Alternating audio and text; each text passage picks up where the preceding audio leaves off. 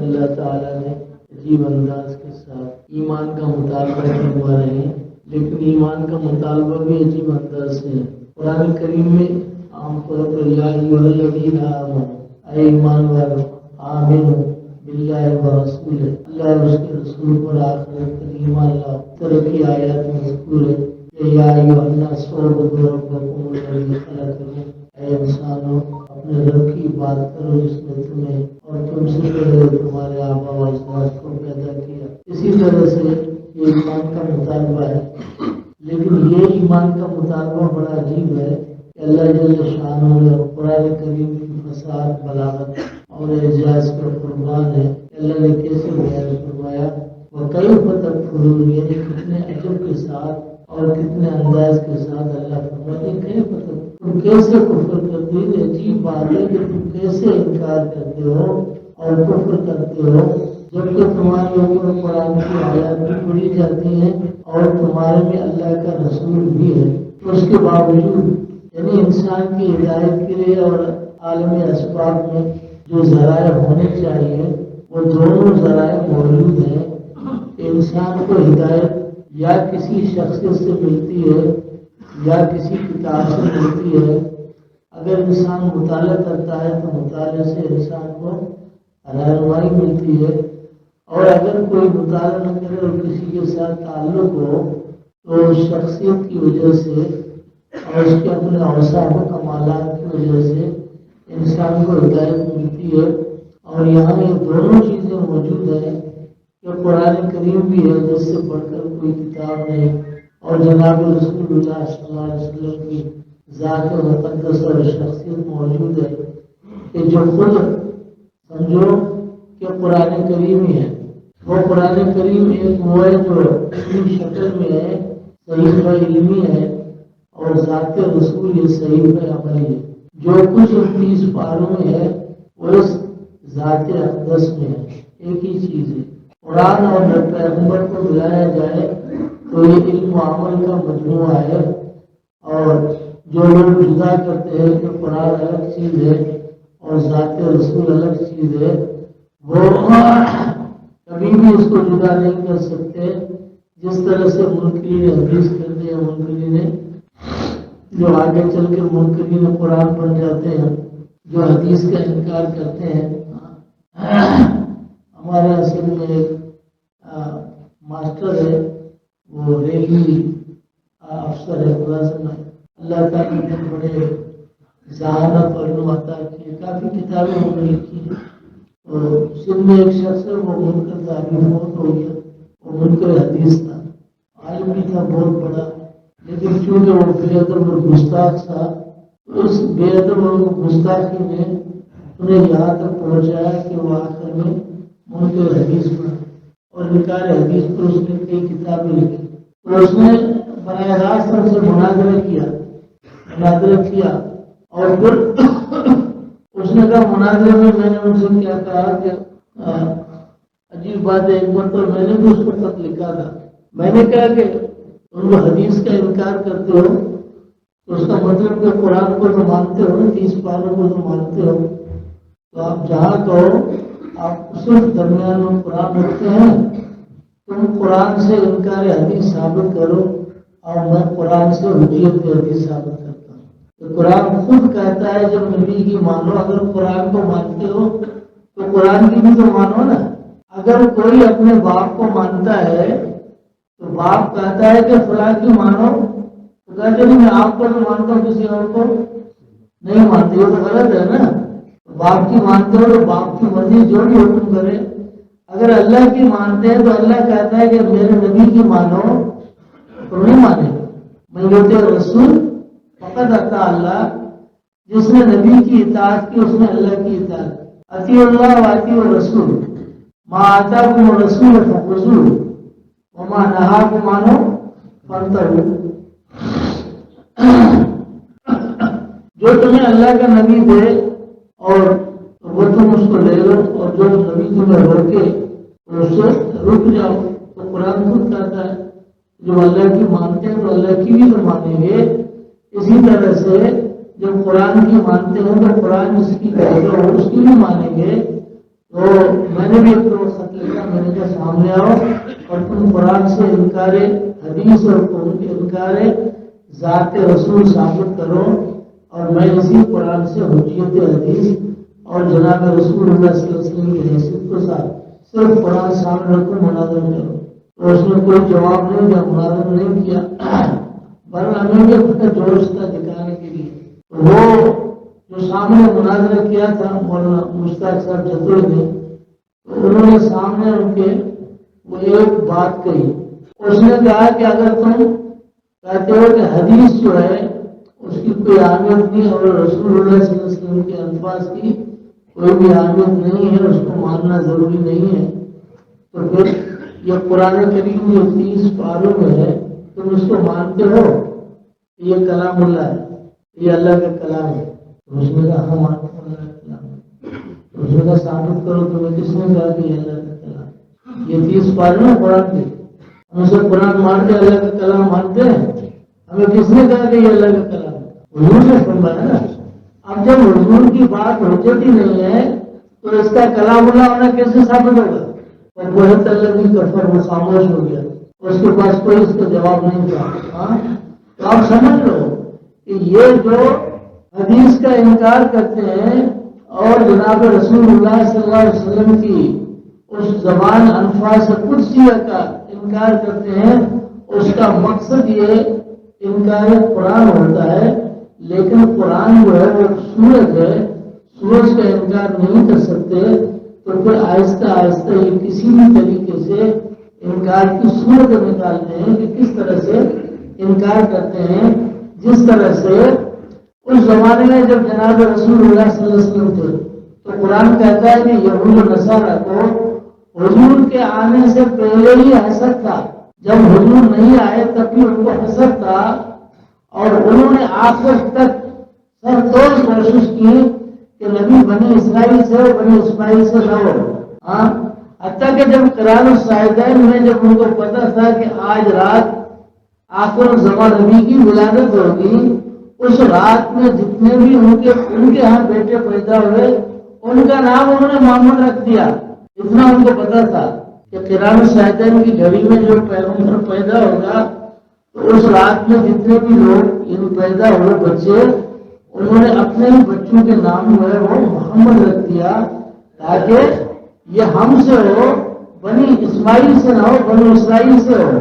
حسد تھا، لیکن اللہ کی شان ہے کہ جتنے محمد نام رکھے تھے ان میں سے بعض تو وہ تھے جو بچپن میں ہی بہت ہو گئے اور بعض وہ تھے جو بڑے ہوئے لیکن انہوں نے نبوت کا دعویٰ ہی نہیں کیا۔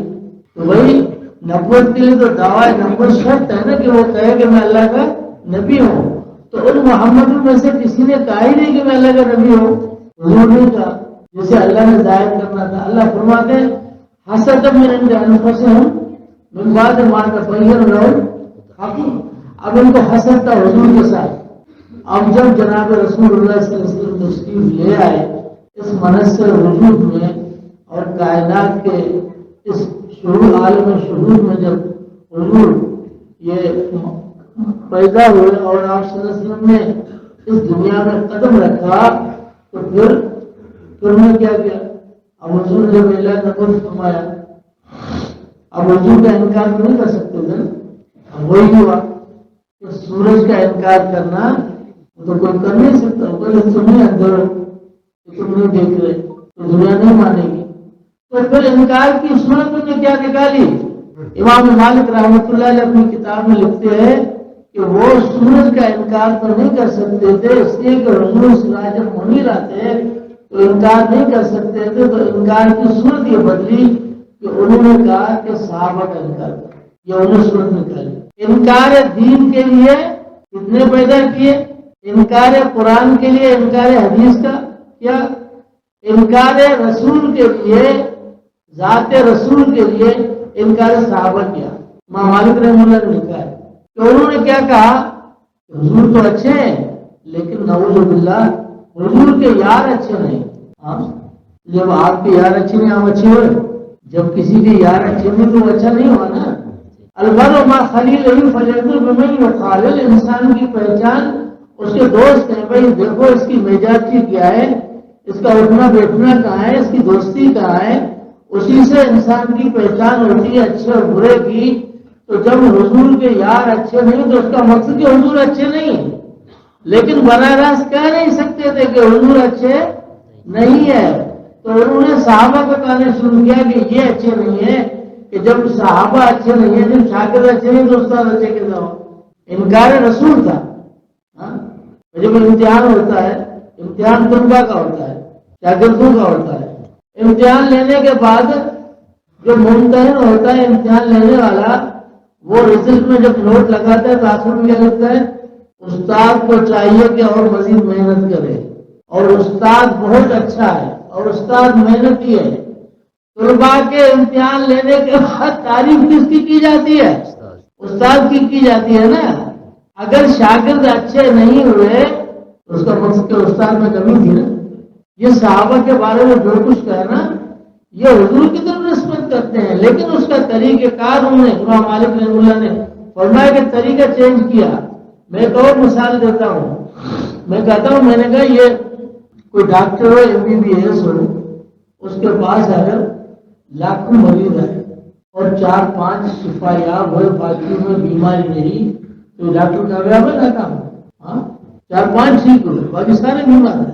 انبیاء کرام علیہ السلام یہ بھی روحانی امراض کے معالج ہیں، روحانی امراض کا علاج کرتے ہیں۔ تکبر ہے، حسد ہے، بغض ہے، نفرت ہے، عداوت ہے، کینہ ہے، دل کے اندر جتنی بھی بیماریاں ہیں ان کے معالج کون ہیں؟ انبیاء کرام علیہ السلام۔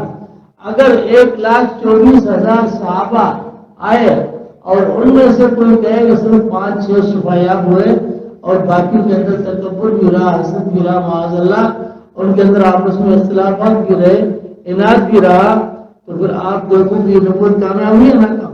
تو یہ جو صحابہ کے بارے میں جو کچھ کہتے ہیں یہ صحابہ نہیں، یہ دامن نبوت کو داغدار کر رہے ہیں۔ تو انکار صحابہ، امام مالک رحمہ اللہ فرماتے ہیں کہ یہ انکار رسول تھا، لیکن دوسری صورت میں اس طرح انہوں نے کیا۔ اسی طرح سے حدیث کا انکار کرنا یہ انکار قرآن ہے۔ اور حدیث کیا چیز ہے؟ جناب رسول اللہ صلی اللہ علیہ وسلم کی زبان مقدس سے نکلے الفاظ قدسیہ، اس کی گواہی خود رب العالمین خود دے رہے۔ والنجم اذا ہوا ما ضل صاحبكم وما غوا وما ينطق عن الهوى ان هو الا وحی یوحی۔ اللہ فرماتے ہیں میرے محبوب کی زبان خواہشات سے پاک ہے۔ زبان دل کی ترجمان ہوتی ہے، جو دل میں ہوتا ہے وہی چیز زبان پر ہوتی ہے۔ دل میں اگر نفسانیت ہے تو یہ زبان نفسانیت کی ترجمان ہے۔ اللہ فرماتے ہیں ان هو الا وحی یوحی، میرے پیغمبر کے دل کی سرزمین وہ وحی الہی کی جگہ اور مرکز ہے، تو پیغمبر کی زبان میں وحی الہی کی ترجمان ہے۔ گفتہ اللہ اکبر، گھر سے اردو میں عبداللہ اکبر، حضرت عبداللہ ابن عمرو بن عاص رضی اللہ عنہ فرماتے ہیں کہ آپ صلی اللہ علیہ وسلم جو کچھ فرماتے تو میں لکھتا تھا۔ تو میں نے عرض کی یا رسول اللہ کبھی آپ غضب کی حالت میں ہوتے ہیں، کبھی کس حال میں، تو آپ کا کیا حکم ہے؟ جو کچھ آپ فرماتے ہیں سب کچھ لکھتا رہو، آپ کیا فرماتے ہیں؟ تو جناب رسول اللہ صلی اللہ علیہ وسلم فرماتے ہیں اکتب یا عبداللہ، اکتب یا عبداللہ فإنه لا يخرج من هذا الا الحق۔ فرمایا عبداللہ لکھتے رہو، لکھتے رہو، اس زبان سے حق کے علاوہ کوئی چیز صادر نہیں ہوتی۔ یہ پیغمبر کی زبان انفاس قدسیہ، جس کی امانت اور صداقت سب سے بڑی، میں کہتا ہوں کہ اس سے بڑی صداقت کیا ہوتی ہے کہ لوگ کسی اچھی چیز کو اپنی طرف منسوخ کرنے کے لیے کیا کیا ہیلے کرتے ہیں۔ کسی کی شاعری اچھی ہو اپنا نام لگا دیتے ہیں، کسی کا کلام اچھا ہو اپنا نام لگا دیتے ہیں۔ لوگ دنیا میں کیا کیا منتیں کرتے ہیں۔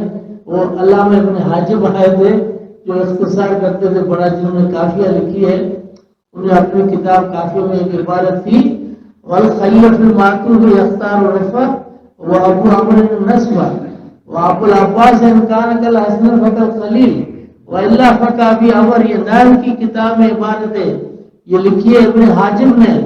جب یہ عبارت ایک شخص نے، بڑی بڑے عالم کے اس زمانے کی، انہوں نے کہی تو اس نے کہا کہ ابن حاجب کو کہ صرف آپ کی عبادت کا یہ حصہ یہ میرے نام کر دو، میں اپنی زندگی کی ساری تصانیف تیرے نام کرتا ہوں۔ اتنی اس کے اندر فساد بلاغت ہے۔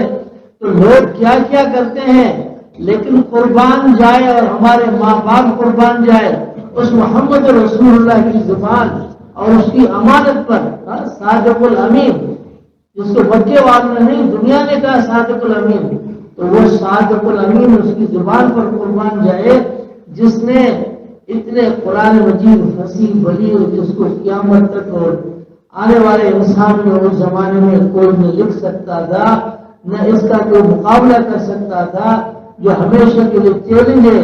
اس ایسے فصاحت بلاغت والی کتاب کو حضور نے فرمایا کہ یہ میری بات ہے اور یہ اللہ کا کلام ہے۔ اس سے بڑھ کر امانت کیا ہوگی کہ ایک زبان سے صادر ہونے والے الفاظ اللہ کے نبی فرماتے ہیں میرے نہیں ہیں، اپنی طرف منسوب نہیں کر رہے، وہ اللہ کی طرف کر رہے ہیں اور فرماتے ہیں یہ میری بات ہے اور یہ اللہ کا کلام ہے۔ حضور تو کہتے تو خود بھی کہہ سکتے تھے کہ یہ میرا کلام ہے، ہاں، تو اس میں کون سی بات کی؟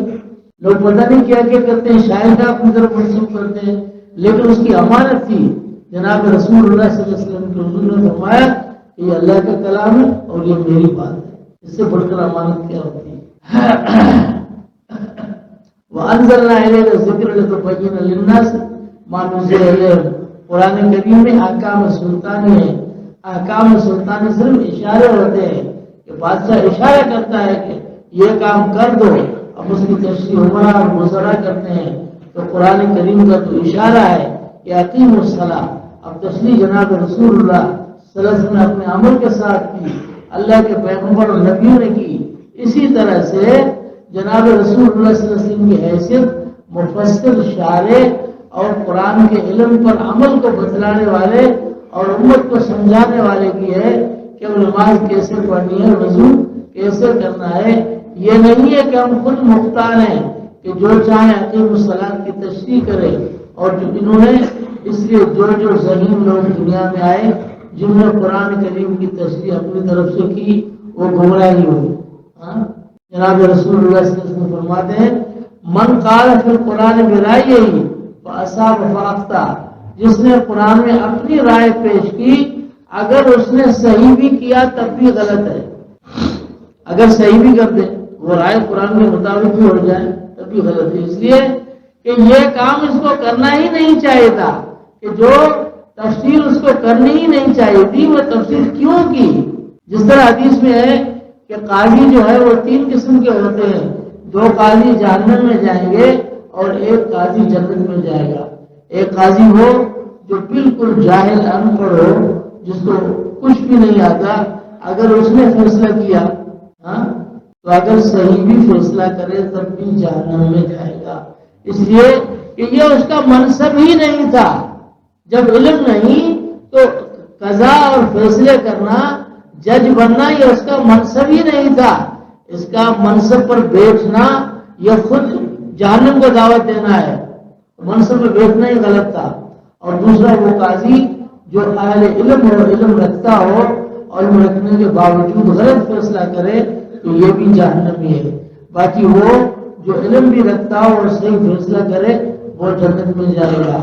تو اسی طرح سے ایک مفسر ہے، تفسیر قرآن کا کرتا ہے، جو قرآن کریم کے تفسیر کے لیے 15 شرطیں ہیں، ان میں سے ایک شرط بھی اس کے اندر نہیں پائی جاتی، اور تاریخ کے سہارے اور اسرائیلیات کے سہارے لے کر قرآن کی تفسیر کرتا ہے اور اپنی من مانی باتیں قرآن کے اندر ذکر کرتا ہے، تو پھر یہ اس منصب پر فائز ہونا ہی نہیں تھا۔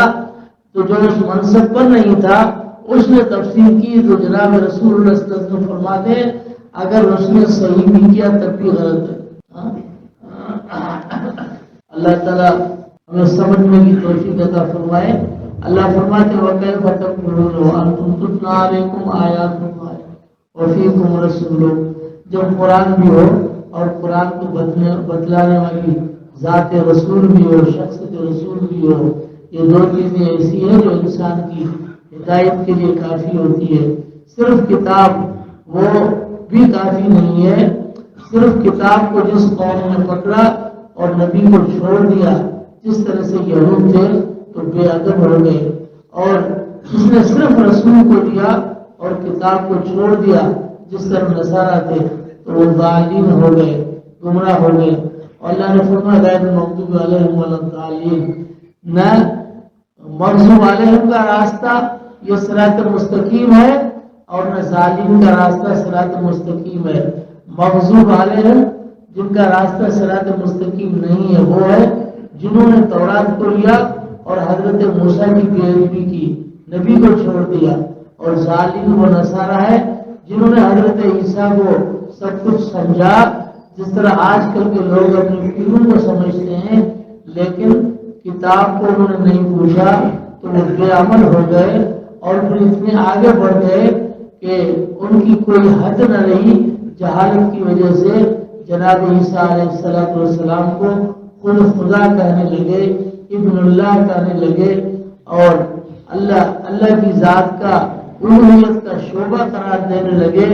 तीन खुदाओं में से एक खुदा मानने लगे, खुदाई शोबों में से एक शोबा मानने लगे, इसलिए कि उन्होंने किताब को छोड़ दिया। किताब तो पढ़ा ही नहीं, जिस तरह आजकल के होते हैं ना ये लोग पीरों के पीछे चलने वाले, इतना चलते हैं कि अंधे हो जाते हैं। वो कहते हैं हमारा पीर भी यही है, रसूल भी यही है, कुरान भी यही है, माअज़ल्लाह सब कुछ यही। इस तरह नहीं है। पीर के लिए भी कुरान और हदीस ये हक है।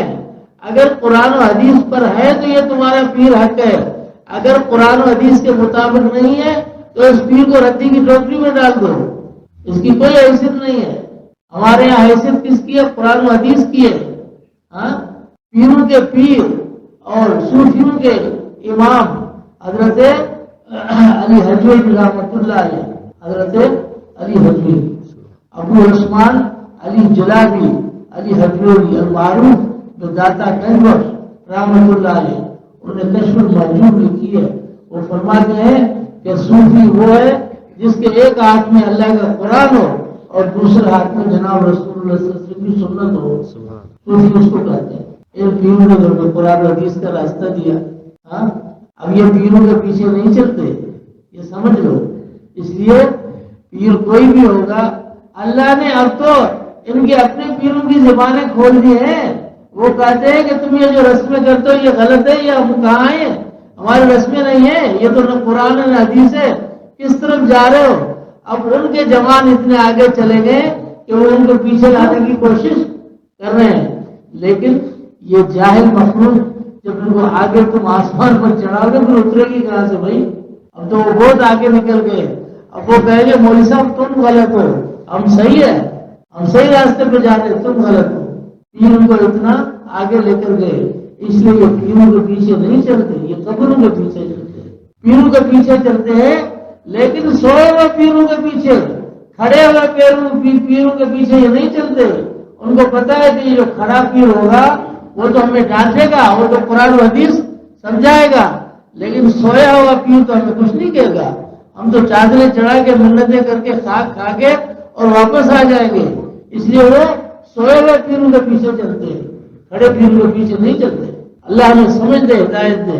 अल्लाह फरमाते हो कैफ़ तकफुरून, और अजीब बात है कि कैसे तुम कुफ्र करते हो, वांतुम तुतला अलैकुम आयातुल्लाह, जबकि पढ़ी जाती है तुम्हारे ऊपर अल्लाह की आयत, वफीकुम रसूलुहु, और तुम्हारे में अल्लाह का रसूल भी है। और मैं यातसिम बिल्लाहि फक़द हुदिया इला सिरातिन मुस्तक़ीम, जो मजबूत पकड़े अल्लाह की जात को तो रहनुमाई की गई बेशक सीधे रास्ते की तरफ।